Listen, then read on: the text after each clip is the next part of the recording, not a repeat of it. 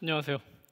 저는 경기도가 제 고향이다 보니까 올 때마다 이렇게 설레기도 하고 따뜻해지는 것 같아요. 저희가 지금 터널 끝을 알 수 없는 팬데믹 상황에 처해 있습니다.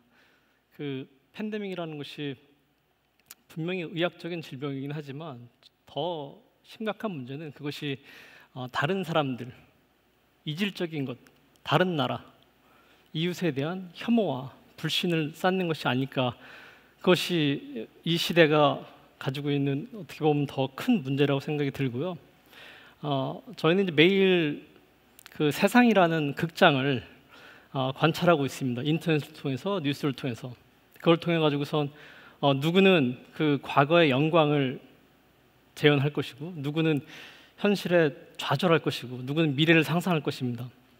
그렇지만 예술이 갖는 힘이라는 것은 우리는 역사를 통해서, 과거를 통해서 지혜를 얻었고요. 우리는 예술을 통해서 현재의 다양성을 이해하고, 우리는 예술을 통해서 미래가 오늘보다 더 좋을 것이라는 상상하는 힘이 있습니다. 근데 그런 것들이 그 힘을 우리가 점점 잃어버리고 있는 것은 아닐까. 그래서 극장이라는 것은 어떻게 보면은 그 과거와 현재, 미래를 다 연결해서 우리가, 인류가 다 함께 더 나은 내일을 위해서 걸어갈 수 있는 그런 지혜를 보여줄 수 있는 그런 시간과 공간이라는 생각이 듭니다.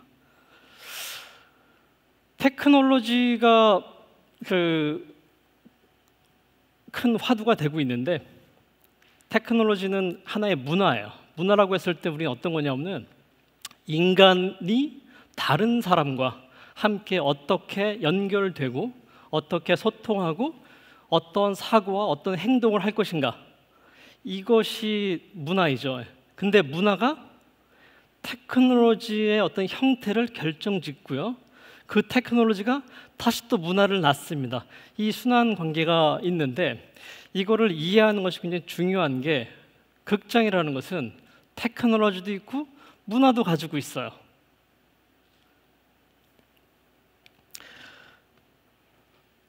유럽연합이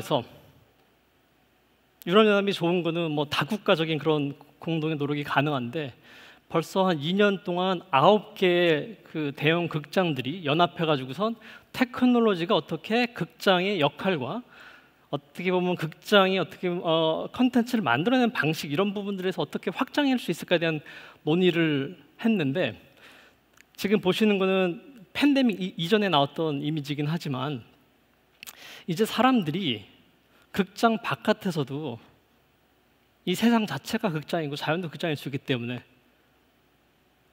경험하기 시작했어요. 여기서 테크놀로지라는 것은 디지털이죠. 4차 산업혁명은 디지털 테크놀로지가 핵심이기 때문에, 그럼 디지털의 속성이 뭐냐면은, 여기 계신 분들도 다 아마 반성할 것 같은데, 내가 옆에 있는 내 자녀와 혹은 내 아내와 혹은 내 부모와 소통하는 시간보다 내가 내 핸드폰을 쳐다보는 시간이, 이런 경험 많이 있으실 것 같아요. 저는 그 경험이 많이 있는데, 누워가지고선 핸드폰 보다가 돌아와서 핸드폰을 떨어켜서 얼굴에 부딪혔던 경험들 한두 번씩 있으실 것 같거든요. 그 정도로 우리가 디지털이라는 그 윈도우를 통해서 세상이라는 극장을 이해하고 있는데, 그것이 얼마만큼 부작용도 있고, 그리고 또 그것이 가지고 있는 가능성, 긍정적인 요소는 무엇이기 때문에 우리가 이 테크놀로지를 끌어안아야 될 것인가 생각해보는 시간이 될 것 같고요. 영국의 마시멜로 레이저 피스트라는 그 VR, 가상현실을 전문으로 하는 작가 스튜디오가 있어요. 이들이 이제 가상현실 테크놀로지를 통해 가지고선 어떤 걸 했냐면은, 아마도 이런 부분들이 그 극장에서 콘텐츠를 제작하는 예술가들한테 어떤 반면 교사가 될 것 같은데요. VR 테크놀로지의 가장 큰 핵심은 공감 능력이죠. 그리고 내가 다른 시점으로 세상을 관찰할 수 있는 힘을 줍니다. 그래서 아이들이 이제는 이런 경험을 하는데, 자, 우리가 이제 어떻게 보면 공감 능력 해가지고서 내 감정과 내 인격을 프로젝션 해가지고선 나인 것처럼 하는 게 뭐가 있어? 게임. 우리는 게임을 통해 가지고선 가상 공간에서 친구도 사귀고 문제도 해결합니다. 그랬는데 거기서도 여전히 인간이기도 하고 어떤 신이 되기도 하고 동물이 될 수도 있겠죠. 아이들이 동물이 돼서, 예?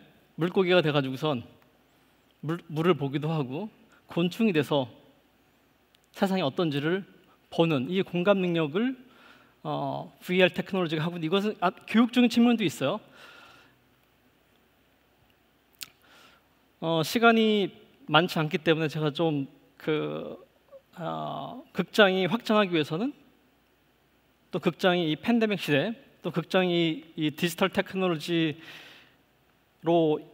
초연결된 이 글로벌 사회에서 어떻게 하면 더 혁신적인 컨텐츠를 만들고 또 사람들한테 사랑받을 수 있을까를 생각을 해봤을 때, 먼저 어떤 주제여야 될 것인가. 새롭지 않고선 소비되지 않죠. 얼마나 새로운 주제를 가져올 것인가. 그리고 그 주제를 가공하는 재료는 얼마큼 새로울 수 있을까. 질문을 해봐야 되겠죠. 그 다음에 그것을 가공하는 기법과 테크놀로지는 얼마큼 새로울 수 있을까. 그것이 만들어낸 스토리는 무엇이어야 할까.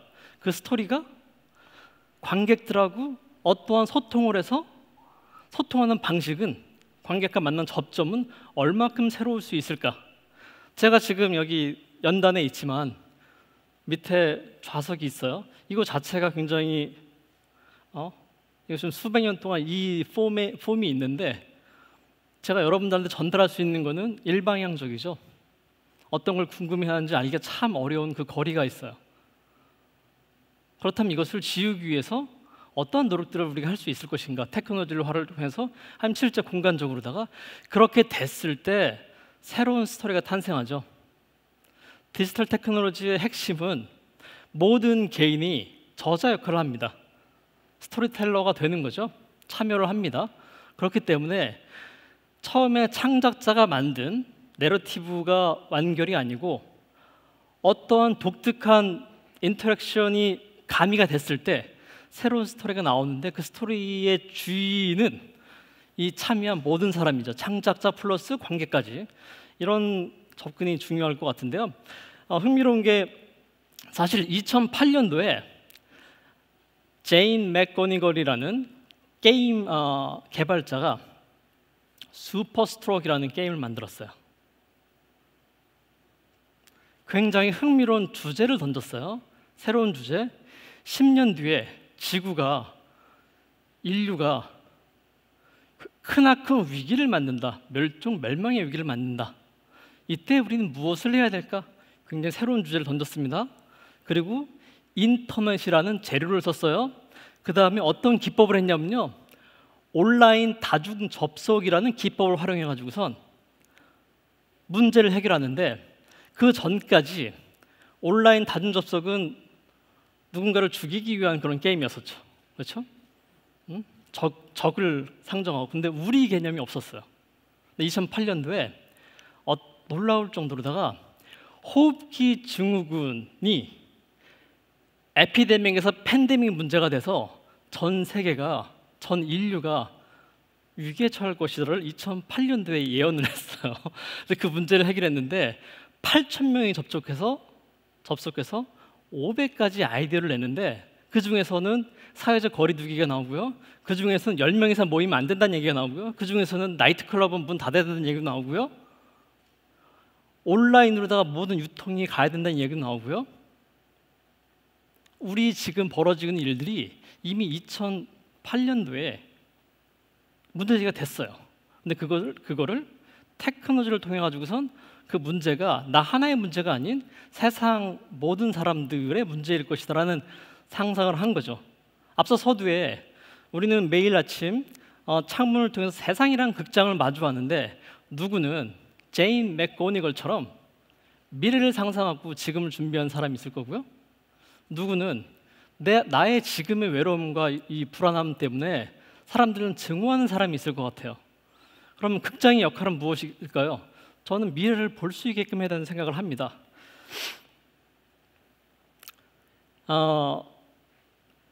제가 작년 한 해 동안 매우 바빴던 게 이제 그 BTS 방탄소년단의 다양성의 가치, 센터가 아닌 주변부에 있는 작은 목소리가 경청할 수 있는 이런 노력이 예술가적인 혹은 인류가 가져야 되는, 인류가 지켜야 되는 인간성이다, 다양성의 가치가 라는 그런 주제를 가지고서 전 세계 22명의 작가들 5개 국가를 연결시키는 커넥트 BTS 프로젝트를 했는데, 그때 반드시 베를린에 있는 마틴 그로피우스 바우 미술관은 꼭 참여했으면 좋겠다는 생각이 들었던 이유는 뭐냐면요, 그로피우스 바우 미술관은 퍼포먼스에 대한 이해도 굉장히 높았고, 그리고 거기가 베를린 장벽 바로 옆에 있어요. 베를린 장벽이 20세기에 무너졌지만 우리는 그 이후로 더 좋은 세계가 펼쳐질 거라는 꿈을 꾸고 있었는데 다시 역행하고 있어요. 서로 증오하고 있고.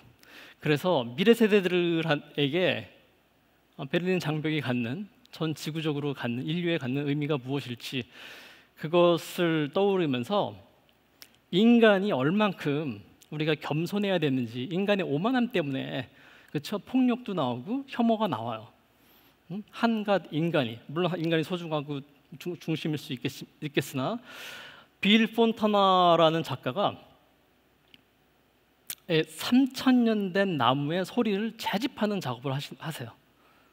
이 채집된 소리를 그로피우스 바우 미술관, 베를린 장벽 바로 옆에 있는 미술관, 여기에 큰 홀에 이 소리를 깔아놓습니다. 지금 들리는 소리예요. 전 이 소리 듣고 있으면 겸손해져요. 3,000년 된 나무가, 그 나무의 맥을 짚은 거고요, 그 나무의 호흡 소리를 들은 거고요, 그 나무가 자연과 물소리와 곤충 소리를 다 담아낸 이런 작업을 깔아놓고, 그리고 다양한 그런 국가의 퍼포머들이 와서 공연을 합니다. 마음 자세가 달라질 것 같고요.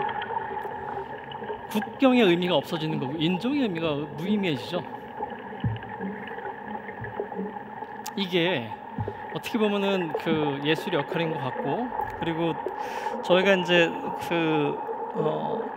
극장이라는 게 참 흥미롭고 종합예술이라고 얘기를 하는 거는 거기에 들어가는 시각, 미술, 사운드, 퍼포머들 다 다양한 요소들이 결합돼 가지고선 멋진 내러티브를 만들어내죠. 그 현장에 오지 않고서는 그 감동을 느낄 수 없는.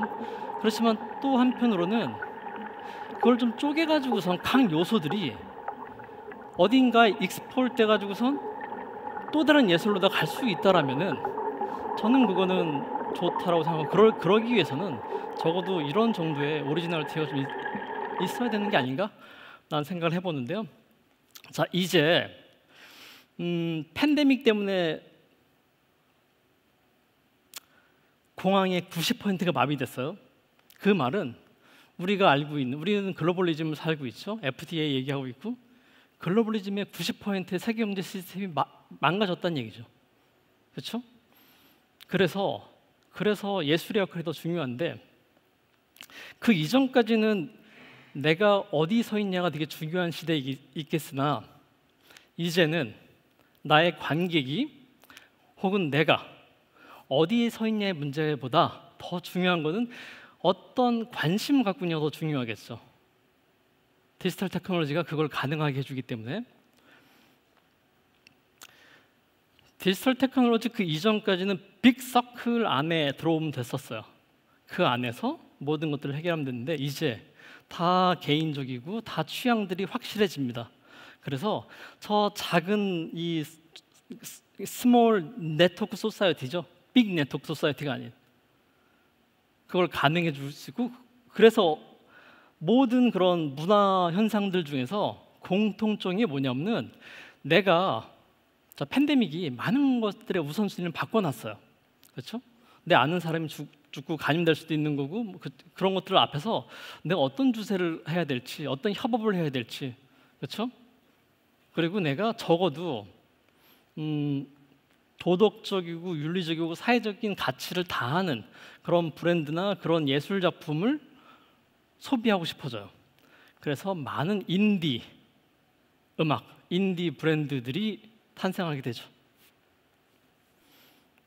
Corona-Epidemie. Coronavirus. 中央应对新型冠状病毒 COVID-19. Число зараженных коронавирусом в России увеличилось. So it turns out coronavirus. 코로나virus Coronavirus pandemic. Захворювання на коронавірус в Україні. Nuevos casos de coronavirus. Coronavirus. The coronavirus. The current lockdown.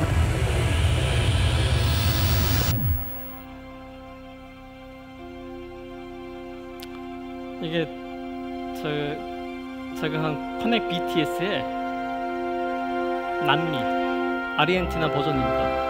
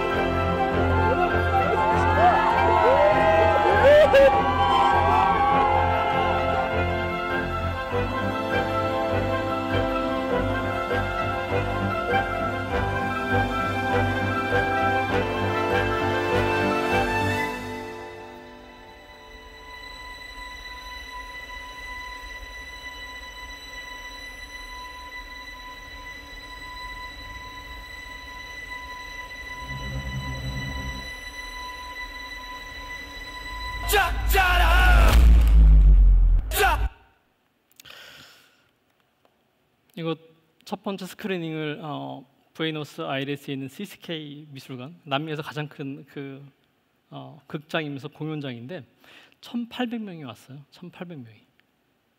제가 드리고 싶은 얘기는 뭐냐면은 이 토마 사라세노라는 현대미술 작가는 미술관에서 작품을 하는 작가인데, 근데 사회적인 가치가 무엇인지 이 시대에 필요한, 그래서 미술관 바깥으로 나왔어요. 테크놀로지를 통해서. 근데 테크놀로지가 사람을 연결시키는 수단이 되지만 어떠한 철학적인 가치를 내세울 것인데, 그 가치를 가지고선 지역 주민과 MIT 박사님들까지, 뭐 나사와 그다음에 뭐 이 한국에 있는 이대영 큐레이터까지 그 연결시키는 힘은, 물론 테크놀로지가 극장을 확장시킬 수는 있지만요, 더 중요한 그 앞에 어떤 주제여야 되는가. 그게 배타적으로다가 우리나라 이걸 내세우는 게 아니죠. 어떻게 예술이라는 것이 사람들 연결시키고 또 국경과 시대와 많은 그런 사람들의 증오와 편협함을 만들어내는 장벽들을 허물 수 있는 마지막 그런 보류라고 생각이 들어요. 그래서 저는 그 예술의 힘, 또 극장의 역할이 그런 고민 속에서 나와야 된다라는 생각이 들고요.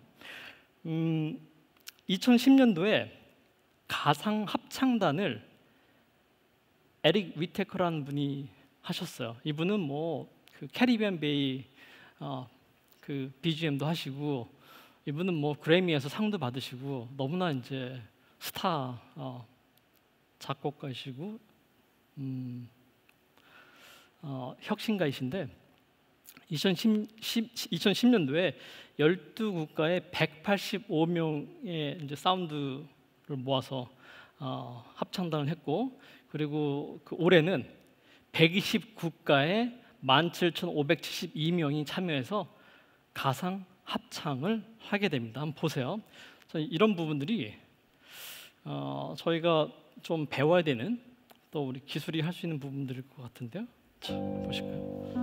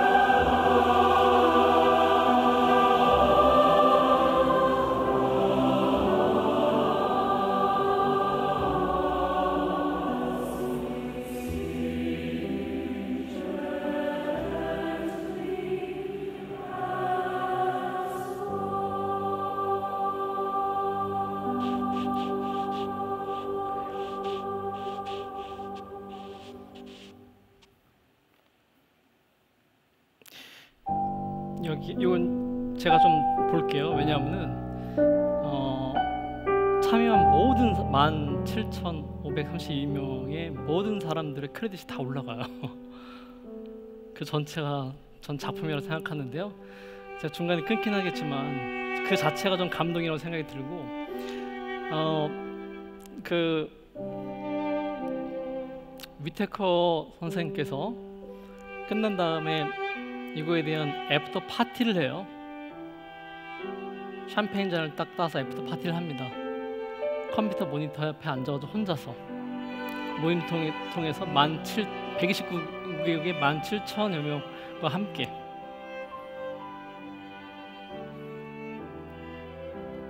그 인류 정신이라는 것을 지켜왔던 거, 지금까지 우리가 성숙할 수 있었던 것들이 예술이 가지고 있는 가장 뿌리 깊은 힘이라고 많은 사람들이 이야기하고 있습니다. 근데 하나는 바이러스라는 팬데믹이 위협하고 있고요. 두 번째는 AI, 테크놀로지, 알고리즘, 로봇, 이것이 또 인간성을 위협할 거예요. 근데 여기 계신 분들 가지고 있는 좀 감성적인 섬세함, 영혼, 열정, 이런 것들은 결코 이진법, 영과 일의 그런 디지털로다가 전환될 수 없거든요. 근데 우리가 이것을 잃어버리고 있는 것은 아닌가.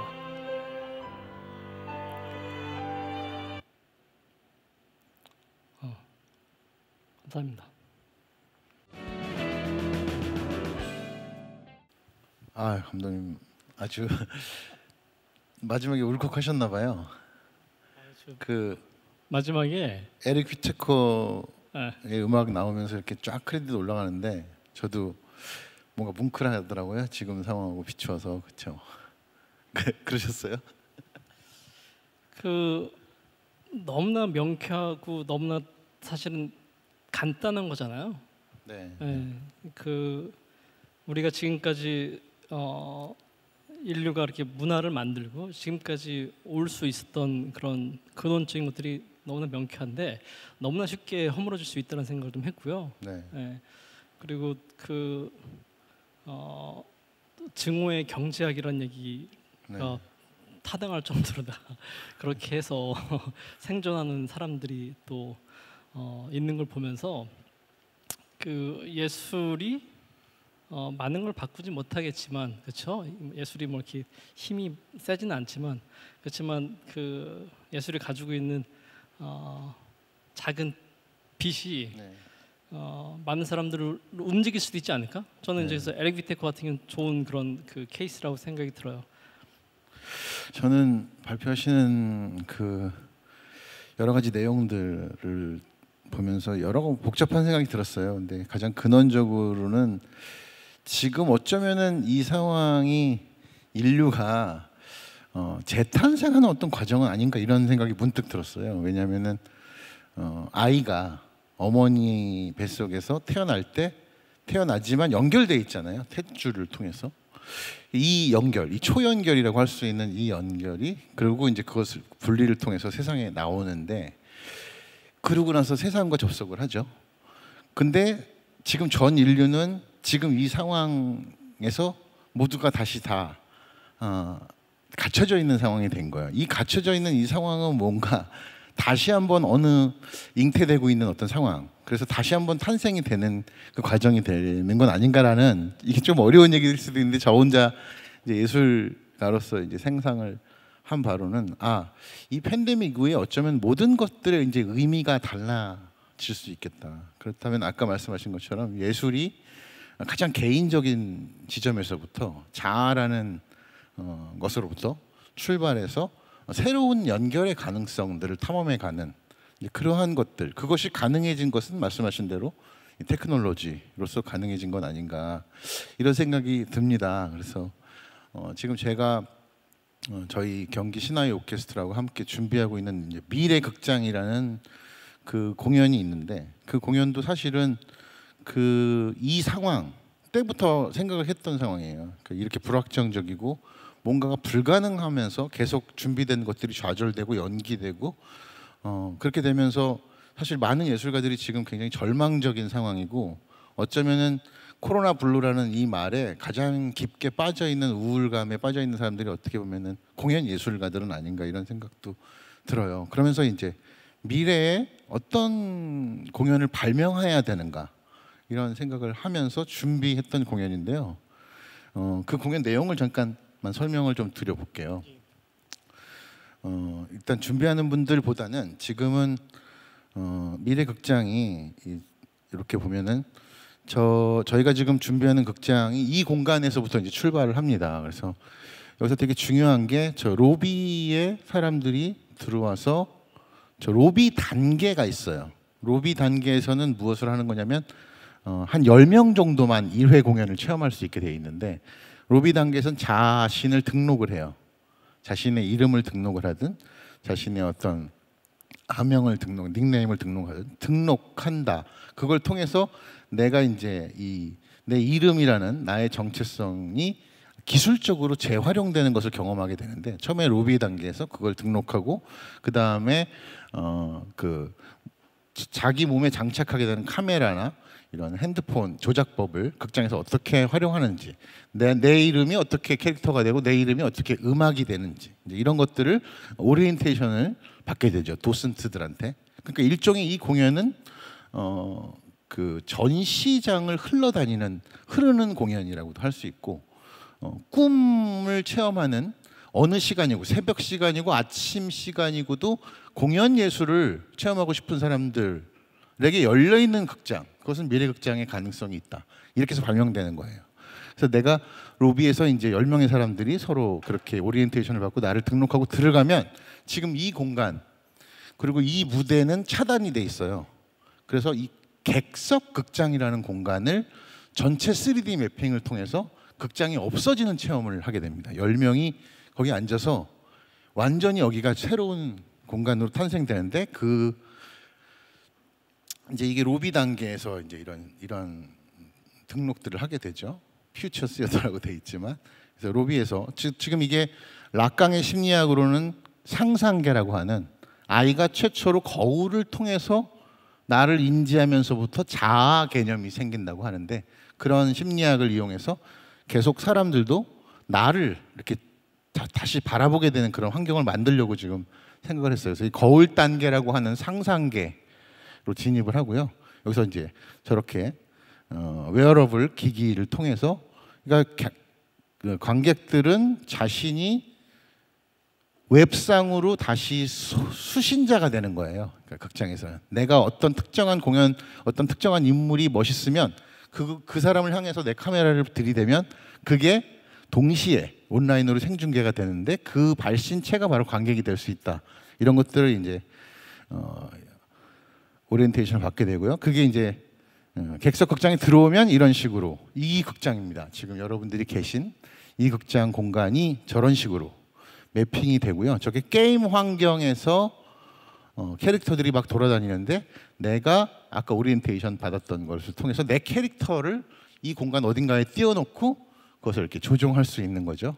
변형시킬 수도 있는 것까지 가려면 많은 기술이 필요하지만 어쨌든 지금 이 공간이 저렇게 굉장히 입체적으로 변하는 그런 체험을 하게 되면서 동시에 게임 환경처럼 놀게 되고 그리고 이 10명의 관객들, 제한적인 관객들, 사회적 거리는 물론 충분히 둘 수 있는 이 안전한 환경에서 10명들이 하나의 커뮤니티라는 우리라는 공동체적 그런 감각을 갖게 되죠. 점점 공연에 빠져들수록 그렇게 되면서 저런 환경에서 놀게 됩니다. 그래서 심한 저런 매핑들도 경험을 하게 되는 거죠.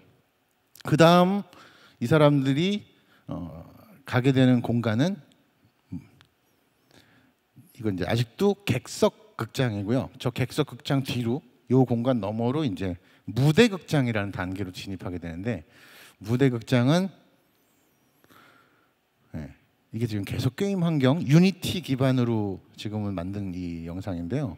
이렇게 굉장히 황홀한 마치 인류가 원초적으로 깊은 동굴에서 우리가 쇼베나 알타이나 이런 동굴에서부터 어떤 초월적인 경험을 하잖아요. 그것이 인류의 예술의 시작인데 마치 그런 것들을 경험하고 그다음에 단지 10명밖에 안 되는 사람이지만 이 광활한 어떤 우주적 체험을 연결을 그다음에 이제 무대 단계로 10명이 차단된 저 어두컴컴한 무대 공간으로 가게 됩니다. 거기서는 블랙홀, 웜홀 같은 마치 아이가 어머니의 자궁 속에서 태어나기 전 단계 같은 굉장히 절제된 빛과 차단된 그런 조명 그리고 굉장히 자극적이고 우리를 확장시킬 수 있는 사운드 그래서 굉장히 빛과 소리를 예민하게 체험할 수 있는 그래서 완전히 객석은 차단돼 있고 무대 뒤에 어두컴컴하게 저렇게 설계된 공간을 들어가게 됩니다. 거기서 저희 시나이 오케스트라 단원들이 굉장히 그러니까 소리를 갤러리화 시킨다고 할까요? 소리를 전시한다는 체험을 하게 됩니다. 그리고 AI가 지금 저희 단원들이 연주한 사운드를 딥 러닝을 통해서 지금 구글은 딥 러닝을 3번째 제너레이션을 발표했잖아요. 글쓰기 그런 단계. 엄청나게 지금 요즘에 화제죠. 그것이 완성도가 너무 높아서. 네, 저희 전통 음악을 컴퓨터가 지금 계속 공부하고 있거든요. 지금 그래서 가야금 산조를 10시간짜리를 3,000번 정도 공부를 하니까 드디어 산출되기 시작했어요. 역시 10,000번, 30,000번 정도 되면 이제 가야금을 AI가 인지한 그런 창작과 그것을 듣고 반응하는 저희 시나이 오케스트라 단원들의 연주 이것들이 이제 함께 무대에 공존하게 되는 이런 희한한 그런 체험을 하게 됩니다. 그리고 저렇게 극도로 절제되어 있는 그런 공간을 통해서 체험하기 때문에 관객들은 굉장히 크게 예민한 감각을 느끼게 되고요. 그리고 자신들이 차고 있는 이 수신체, 카메라 이런 것들을 통해서 지금 누군가는 온라인상에서 그것을 보고 있다. 이런 체험을 하게 되는 거죠. 그래서 저렇게 설계된 극장을 통과해서 이제 깊은 어떤 무의식의 상태 같은 것. 아까 저는 그 휘테커의 마지막 선생님이 하신 것이 거대한 무의식의 바다를 합창으로 연결하는 것 같은 그런 건데 저희는 더 깊은 내면적 무의식으로 들어간다. 이제 그런 설계를 하고요. 그 다음에 이 단계를 지나면 무대 장치 반입구를 통해서 밖으로 나오게 되면 진짜 바깥인데 이 바깥이 진짜 바깥인가? 왜냐하면 이 공연은 모두 나를 중심으로 펼쳐지거든요. 나를 등록했고 내가 놀았고 내가 깊은 내면으로 들어갔는데 실제 하는 현실로 나오니까 이것이 진짜 실체인가? 나는 어디 있는 거지? 어디서부터 왔지? 그게 이제 주차장 극장입니다. 그래서 주차장 극장이 저희 실제로 나오면 저런 공간인데 라이브 페인팅을 실제로 하고 있고요. 그래서 이번 이 공연을 통해서 저 라이브 페인팅은 미술 작품으로 남기는 것이 목표 중에 하나입니다. 그리고 전부 헤드폰을 끼고 자동차 그 극장 에어리어에서 여러 가지 마당놀이가 펼쳐지는 것 같은 그런 희한한 경험을 하게 될 것 같아요.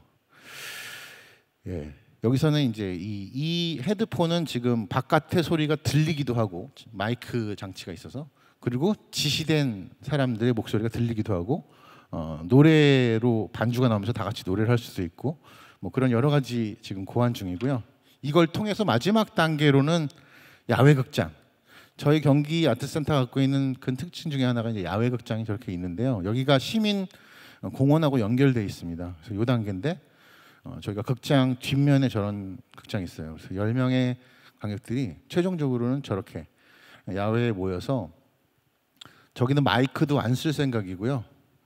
자연 음향 속에서 편안하게 명상을 할 수 있는 춤을 출 수도 있고 그런 환경. 그래서 결과적으로는 이 현실 세계와 나의 관계가 기술을 통해서 얼마나 확장을 할 수 있는가. 극장이라는 공간을 경험하고 나서 이것은 아이가 이 생을 살아가면서 경험하는 여러 가지 단계가 있죠. 그것을 이제 상상계, 상징계 그리고 도달할 수 없는 그 상징계와 상상계를 비집고 들어오는 도달해야 되지만 결코 실제가 될 수 없기 때문에 도달할 수 없는 실제계.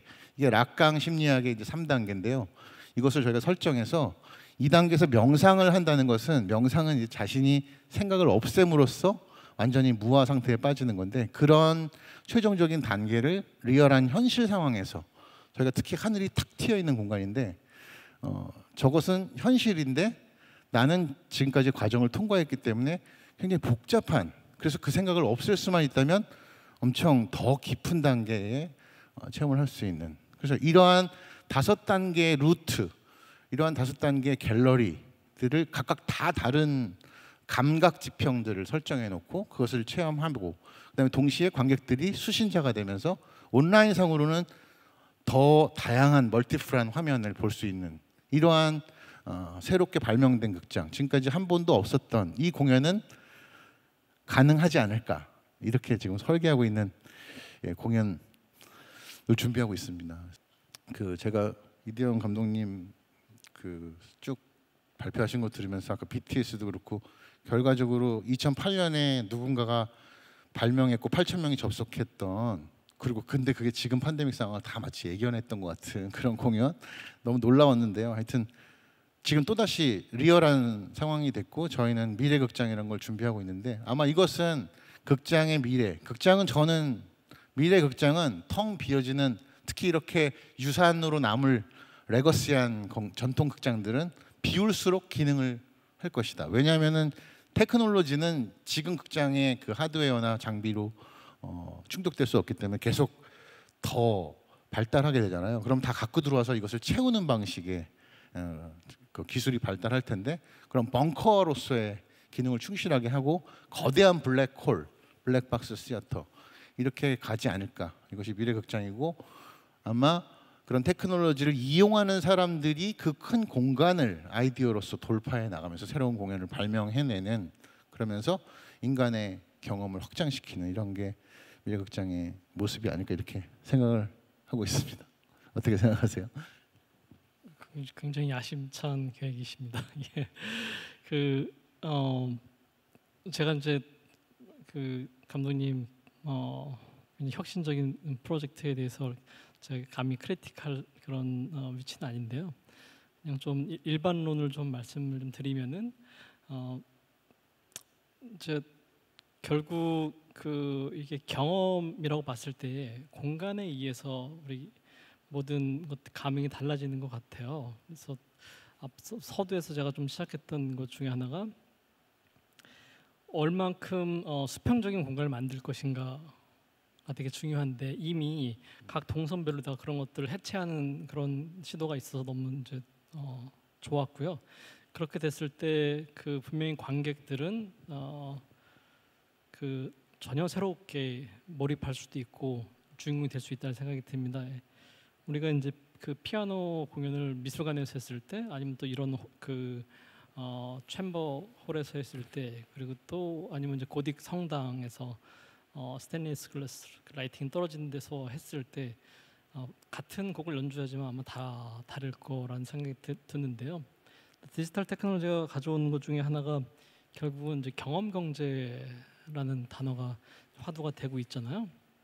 경험 경제 핵심은 이것이 자랑할 만하고 스토리가 매력적이고 그리고 이것이 헤리티지가 있고 존경할 만하고 뭐 이런 것들이 이제 경험 경제 핵심이죠. 그러니까 물리적인 것이 아닌 어떤 거. 그래서 이제 이 부분에 있어서 다시 좀 말씀드리고 싶은 거는 결국은 이제 굉장히 좋은 야심찬 거를 하는데 그 만들어진 방식에서 우리가 어떤 협력을 이끌어낼 수 있을 것인가. 첫 번째는 그것이 커뮤니티하고 어떻게 관객뿐만 아니고 어떻게 할 수 있을 것인가.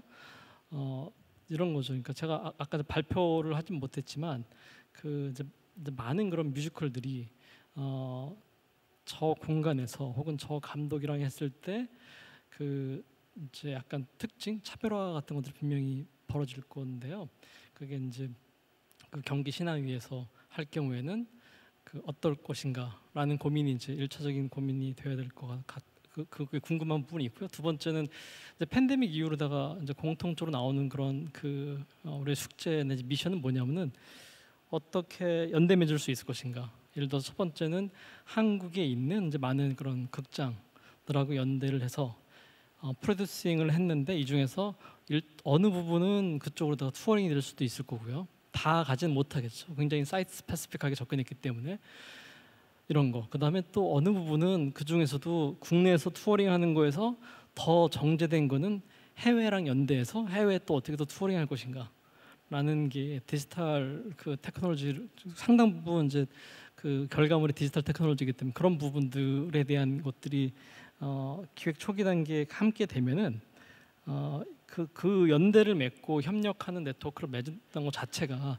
또 컨텐츠가 되고 향후에 또 역으로다가 이제 교류할 수 있는 그러니까 이제는 제가 이제 그런 이야기 많이 하는데 미술에서는 수출의 시대가 좀 지난 것 같습니다. 코-프로듀싱의 시대가 된 것 같습니다. 그리고 이제 네. 이거는 한국 거입니다라는 시대도 지난 것 같습니다. 이거는 한국이 주도했지만 뭐 다이죠라는 정신이 필요할 것 같은데요. 그리고 이거는 경기도의 것이라는 게 아니고 경기도가 주도했지만 대한민국을 대표하고 또 전 세계 사람들한테 보편적으로 감동을 네. 줄 수 있는 이런 거가 된다고 생각이 들고 굉장히 일반적인 논의긴 하지만 근데 지금 그 동선도 굉장히 훌륭하고 그리고 전 염려는 저렇게 스펙타클하게 저렇게 간 거를 얼마나 충분한 시간과 얼마나 충분한 예산을 걱정되시나 가지고선 아니 제가 예. 여쭙고 싶었던 것 중에 하나가 사실은 제가 아까 일부러 그런 말을 썼는데 갤러리 극장이다. 전시를 주로 기획도 많이 하시잖아요. 예, 저는 그 뭐 사운드를 하든 사운드 아티스트랑 협업을 하든 아니면 퍼포머들랑 협업을 하든 전시라는 맥락에서 그게 야외가 될 수도 있고 실내가 될 수도 있긴 해요. 예. 근데 극장과 전시장의 특성 중에서 어떻게 보면 전시장이 더 플렉서블하고 더 극장을 포용하는 듯한 그런 뉘앙스도 많이 봤거든요. 저는 예, 그러니까 현대에 와서는 더 그렇잖아요. 예, 이게 이제 그 흥미로운 게 현대미술 쪽에서는 끊임없이 소위 말해서 좀 시대보다 좀 앞서가기 위한 아방가르드적인 정신이 없이는 살아남기 힘든 것 같고 전시가요. 전시 쪽은 네, 예, 더. 현대미술 쪽은 그러다 보니까 융복합이 되게 이종 간의 어떤 결합이 되게 열려 있는 것 같고요. 다만 이제 그 공연 쪽에 계신 분들하고 이야기를 하고 그분들 고민들 특히 이제 클래식 부분으로 갈 경우에는 그 헤리티지를 지켜내는 게 이제 숙제인 거고 거기서 이제 어떤 그분들 실력과 명성이 좌우되는 부분이 많이 커서 이제 그렇다 보니까 그 굉장히 고관여되어 있는 문화에 분들한테는 계속 열렬하게 지지를 받을 수 있지만 지금 이제 그 젊은 세대들을 위해서는 어떻게 무엇을 해야 될 것인가. 네. 그래서 아까 이제 제가 잠깐 이제 그 서두에 얘기했던 것 중에서 하나가 그 파리 국립발레단에 하고 테이트 모던이랑 같이 협업해서 그러니까 그 무용과 클래식한 그런 그 안무를 미술관의 홀에서 하다 보니까 이게 전혀 다른 관객 경험이 되는 거고요. 아이들도 격식 따지지 않고 그냥 격식이 좋은 말은 격식이지만 나쁜 말은 문턱인 것 같은데요. 미술관에서 미술관은 발레를 그냥 뭐 홀에서 그냥 플랫한 공간에서 우리 한국의 마당놀이 하듯이 하니까 네. 다 참여해서 관객인 것 같다가 갑자기 나도 참여해서 같이 배우고 있고 그럼 그것이 이제 그 필리밍이 돼서 그 자체가 또 예술 작품이 되는 거고 그 그런 경험 게 예, 극장으로 굉장히- 들어올 수 있겠네요. 네, 이런 시도들이 굉장히 다양하게 많이 벌어지고 있어서요. 그래서 지금 미래극장 같은 경우에는 헤리티지를 지키면서도 헤리티지를 확장하기 위해서 그런 건축적인 구조와 관객 동선을 어떻게 디자인해야 되는지 테크놀로지를 어떻게 해야 되는지를 너무나 잘 보여준 사례라고 생각됩니다. 네. 아니 혹시 극장에 와서 한번 기획해 보실 생각 없으세요? 저렇게 좀 전시를 그- 극장에서 한다. 아르헨티나의 그 CCK 뭐 남미에서는 최고 크고요. 전 세계에서 세 번째로 큰 그 네. 극장이면서 미술관이라고 하는데 여기하고 이번에 협업을 했어요. 네, 네. 근데 어떤 게 있냐면은 현대미술이 갖는 극장에 부러워하는 부분이 뭐가 있냐면은 현대미술은 자유롭게 문턱이 낮기 때문에 들어왔다가 금방 나가요. 근데 사실은 어떤 그 예술 작품을 온전하게 다 그 감상 전달하기 위해서는 메시지를 전달하기 위해서는 충분히 집중해서 봐야 되는데 그렇죠? 네.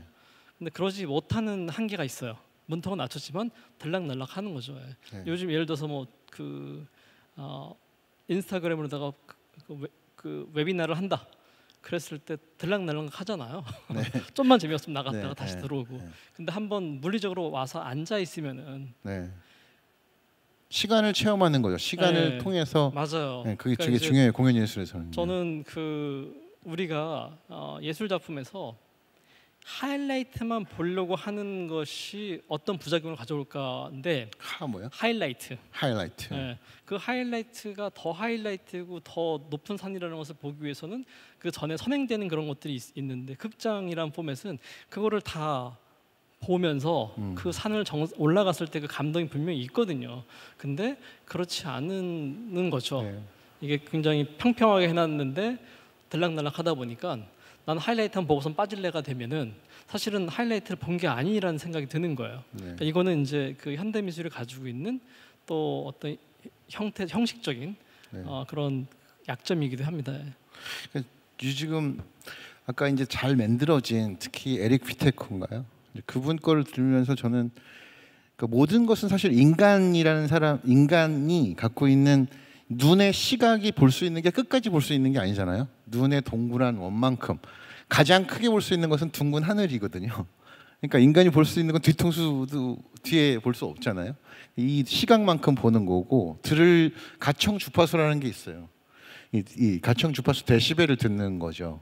이 얘기는 뭐냐면은 결국에는 아까 유튜브 같은 것도 잘 만들어진 스토리와 잘 편집된 것을 결국에는 실제 하는 기술과 관련돼서 기술은 그걸 돕고 우리는 잘 속는기도 한다. 그게 무슨 얘기냐면 아까 그 온라인 콰이어 같은 경우에는 그 합창단이 사실은 기술적으로 그게 모든 사람들이 동시간에 실시간대로 각각의 그 자기 악보를 보면서 하나의 음악을 거대하게 모여서 큰 바다를 이룬다는 설정이 실제로 불가능하거든요. 제가 확인한 바로는 그게 레이턴시라는 이 딜레이 때문에 소리가 도달하는 것이 다 다르고 시간대만 달라서 결국에 저 화면은 잘 편집된 거예요. 나중에 보면 그러니까 마치 영화를 편집하는 것처럼 그것을 보고 우리는 그걸 보면서 이것은 마치 실제 지금 시간에 모든 사람들이 온라인상에 연결돼서 하나의 이렇게 아름다운 하모니를 만들어내는 가능성을 느끼면서 우리가 감동하는 거기도 하는 거라는 생각이 들거든요. 그러니까 여기에는 스토리에 속고 정서적으로 그것이 충분히 그 모든 것을 다 상회하고 남는 그런 진짜 기술은 사실은 그런 데 쓰이는 거 아닌가 이런 생각도 들었어요. 사실 예. 그래서 좋은 그 지적이십니다. 근데 저는 이제 항상 하이 테크놀로지가 그 사람들의 마음을 움직이지는 않더라. 네. 예, 결국은 이제 테크놀로지는 필요한데 그 하이 테크놀로지를 너무 이제 그쪽에 너무 의존하다 보면은 컨텐츠가 빈약해질 수 있는데 그 컨텐츠의 힘은 사실 저 17,532개의 다양한 그런 프로포절들이 받기까지의 전 과정들 이거를 다시 또 이렇게 모아가지고선 그렇죠? 네. 소프라노, 뭐 알토 분류해서 그것을 이제 만들어낸 그런 전 과정 자체가 그거에 사람들이 이제 감동한다는 생각이 드는데요. 비슷한 맞아요. 예로다가 베니스 비엔날레 그 2017년도 한국관 기획을 할 때 그 고유의 시 프로퍼 타임이라는 작품이 630 몇 개 이제 그 시계가 다른 속도로 움직이는 시계를 했는데 그게 이제 그 각각의 인간 각 개인이 국가와 직업과 나이에 따라서 그 생존을 위해서 일해야 되는 시간이 다른 거예요. 그거에 따라 시계의 속도가 다르게 움직이는데 사람들은 처음에는 그거에 신기해서 와 이게 시계가 다른 속도로 움직이고 소리도 다 다르네라고 하다가 그랬다가 이제 이거 왜 그렇죠?라고 왜라고 물었을 때 저희가 1년 동안에 1,200명을 인터뷰를 했어요. 그 인터뷰한 것은 이렇습니다라고 해서 그때 이제 사람들이 이제 울컥하고 감동받거든요. 네.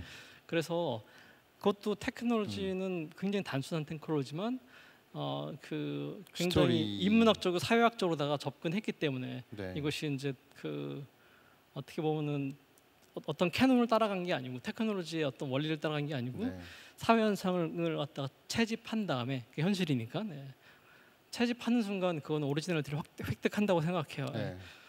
각 개인 사연들의 공통부를 찾아서 그걸 예술 형태로 만들어가는 방식 자체가 그거는 그 결코 그 고도의 기술이 필요한 게 아니고요. 그걸 연결하기 위한 어떤 호기심과 상상력이 되게 중요하다는 생각이 듭니다. 네, 예, 중요한 말씀이신 것 같아요. 그러니까 지금 사실 모든 극장들의 고민이 사실 비대면 공연 활성화되면서 모든 극장들 모든 공연들이 온라인으로 중계가 되고 있거든요. 거의 뭐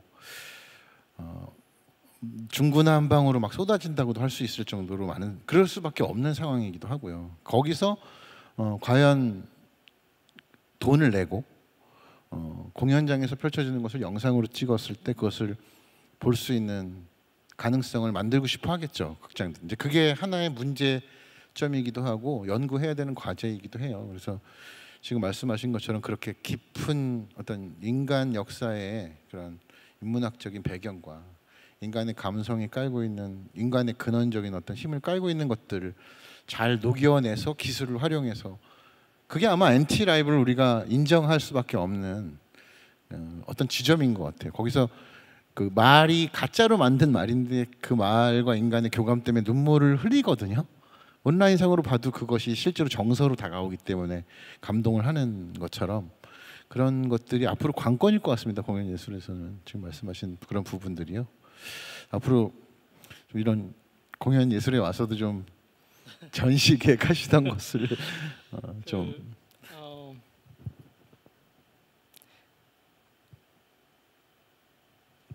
많은 경우 이제 그런 기술적인 컨텍스트 그 다음에 어떻게 보면 유통, 소통의 컨텍스트 이런 것들이 그 예술의 형태를 아까 이제 테크놀로지가 문화고 문화가 다시 테크놀로지의 어떤 형태를 좌지우지하는 것처럼 결정하는 시대가 아주 빠르게 좀 와버렸고요.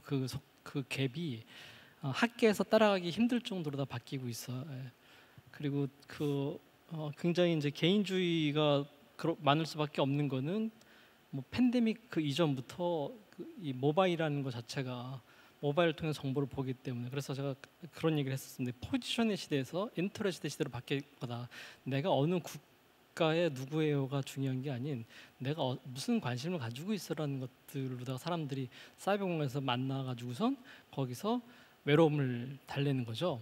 바로 옆집에 있는 사람이랑 대화가 안 되고 엄마 아빠랑 대화가 안 되는데 지금 반대편이한테 나의 외로움을 이야기했을 때 어떤 공감이 되는 이런 것들이 존재를 해요. 그래서 그 향후에 이제 좀 철학적인 측면에서는 공연 쪽에서 또 극장에서 이 개인적인 그런 그 어떤 스페이스를 어떻게 지켜주면서 그들이 돈 내고 굳이 극장까지 왔을 때 어떤 또 컬렉티브한 경험이 서로 연결돼서 온 사람들끼리 갈 수 있을까? 근데 그 속에서도 어떻게 또 의학적으로다가 어떻게 또 이제 사회적 거리두기를 하면서 경험하게 할 것인가 이런 것들이겠죠. 그래서 이제 이런 고민은 팬데믹 오기 전에도 이제 VR 테크놀로지라는 것이 굉장히 몰입감을 주죠. 근데 이제 그거는 굉장히 개인적인 경험이기 때문에 한계가 있거든요. 근데 이거에 대한 그 고민 중에서 해결하기 위해서 어떤 거냐면 가상현실에 들어갔는데 내가 가상현실에 들어온 다른 사람들의 물리적 위치를 파악을 해요. 그 사람들한테 하고 이렇게 연동할 수 있는 그런 것들이 주어지면서 이제 거기서 새로운 내가 외롭지 않은 거죠. 무섭지 않은 거고 그 가상현실에 들어갔을 때 그런 것들이 이제 그 기술적으로 계속 백업하는 건데 근데 그 기술의 발전의 방향은 인간의 욕망의 방향하고 같은 거죠. 그래서 결국은 그 인간의 개인적인 욕망에 대한 거, 그다음에 인간이 만들어낸 그 사회 도시의 욕망이 무엇인지에 대한 것들을 니즈를 계속해서 그 관찰하는 것이 그게 극장이 이제 해야 되는 일인 것 같고, 그다음에 이제 마지막으로 좀 드리고 싶은 얘기는 공연 티켓을 팔아야 되는 생존 방식도 유효하겠으나 앞서 제가 그런 얘기를 했던 것 같아요. 그러니까 그 극장이라는 것은 시각 예술, 사운드, 퍼포먼스 뭐 다양한 요소들이 있다. 제가 여기 보여주지 못했지만 그 멋진 뮤지컬을 그 예술가가 시각 예술가가 AS+F라는 러시아 작가들이 그 재해석한 작품을 지금 보여드릴 시간이 없어서 나중에 찾아서 보세요. AS 플러스 F에 예, 저 봤습니다. 보셨죠? 예, 굉장히 희한한 경험을 했어요. 예, 그게 예. 그러면 걔네들은 거기에 등장하는 퍼포머들이 비디오 아트로서 그 다음에 또 그 스틸 이미지 사진으로서 예술 작품으로서 인정을 받게 되는 거죠. 예. 그래서 공연이라는 경험이 그렇게 극장을 벗어나서 현실 공간 속에서 어디에서 이렇게 벌어질 수 있을까를 이제 인디펜던트 정신을 가지고 고민하면은 그런 고민들이 모여가지고선 아마도 새로운 그런 룰을 또 만들 수 있지 않을까 생각이 듭니다.